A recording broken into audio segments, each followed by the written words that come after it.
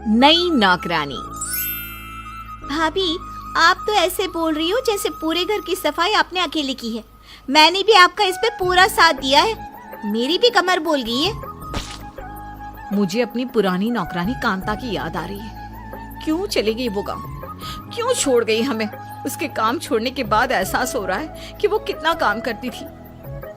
भाभी, जो चला गया सो चला गया। अब नई नौकरानी देखते हैं ना। इस घर के काम की वजह से मैं कभी ऑफिस लेट पहुंचती हूँ तो कभी ऑफिस की छुट्टी हो जाती है, और माँ है जो कुछ समझना ही नहीं चाहती। जब से कांता काम छोड़कर गई थी तब से घर की पूरी जिम्मेदारी घर की औरतों के ऊपर आ चुकी थी, जिस वजह से वे काफी परेशान रहती थी। इसीलिए विशाखा और कोमल नई नौकरानी रखने का फैसला करती है। अब इसी तरह से कुछ दिन बीत जाते हैं पर उन्हें कोई नई नौकरानी मिलती नहीं।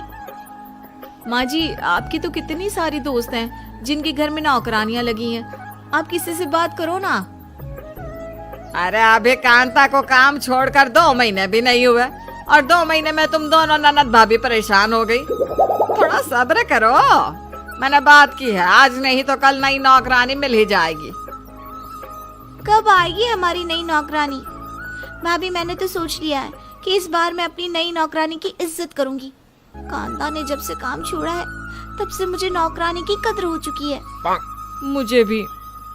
अब कोमल, विशाखा और अर्चना तीनों ही नई नौकरानी का इंतजार करते हैं और आखिरकार बड़ी मुश्किलों से उन्हें एक नई नौकरानी मिल जाती है।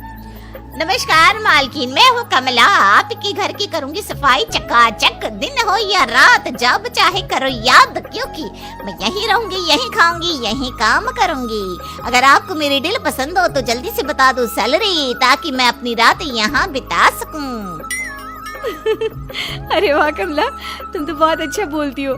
तुम्हें इस तरह से बोलता देखकर मुझे लगा जैसे मेरे सामने कोई मदारी बोल रहा है। भाभी, क्या कर रही हो? जरा सोच समझ कर बोला करो। बड़ी मुश्किलों से हमें एक नौकरानी मिली है। जल्दी से इसे इसकी सैलरी बताओ और काम पर लगाओ, ताकि हमें घर के कामों से छुटकारा मिल सके। माफ करना विशाखा। अच्छा तो कमला, तुम्हें जितनी सैलरी चाहिए बता दो, हमें कोई एतराज नहीं है और तुम हमारे घर में भी रह सकती हो। पर तुम्हें ना किचन में सोना होगा, हमारे घर में एक्स्ट्रा रूम नहीं है। मुझे तो घर का कोना भी चलेगा मालकिन, और 3 वक्त का खाना चाहिए, बस और कुछ नहीं। इस तरह से कोमल कमला से डील पक्की कर लेती है। अब कमला कोमल के ही घर में रहकर घर की साफ सफाई करती और सभी घर वालों का अच्छे से ख्याल रखती, जिस वजह से घर वाले भी कमला की काफी इज्जत करते हैं और घर के आदमियों को तो जैसे सब भूल ही गए थे। ऐसे ही एक दिन अनिरुद्ध अपना पर्स ढूंढ रहा था, पर उसे उसका पर्स नहीं मिलता। अरे यार कोमल, मेरा पर्स कहाँ है? मैंने तुम्हें कितनी बार बोला है मेरी चीजों को संभाल के रखा करो। मेम साहब, एक बार मेरे साथ नीचे चलकर देख लो ना।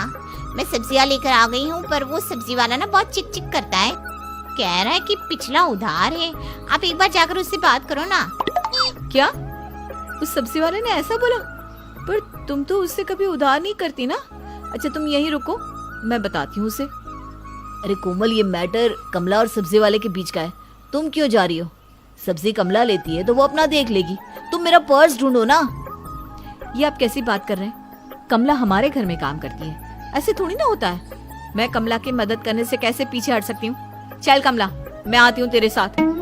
कोमल अपने घर की नौकरानी के सामने अपने पति को जरा भी इज्जत नहीं देती। ये देखकर अनिरुद्ध को बहुत गुस्सा आता है। तो वहीं दूसरी ओर अर्चना भी अपने पति गगन को कुछ नहीं समझती।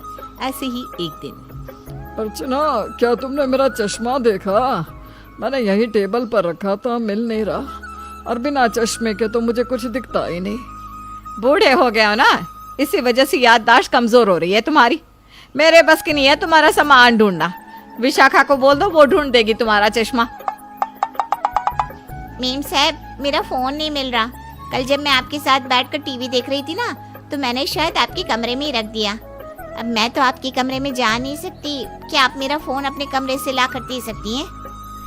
अरे कमला, तू क्यों नहीं जा सकती मेरे कमरे में? तू इसी घर में रहती है, इस घर में काम करती है।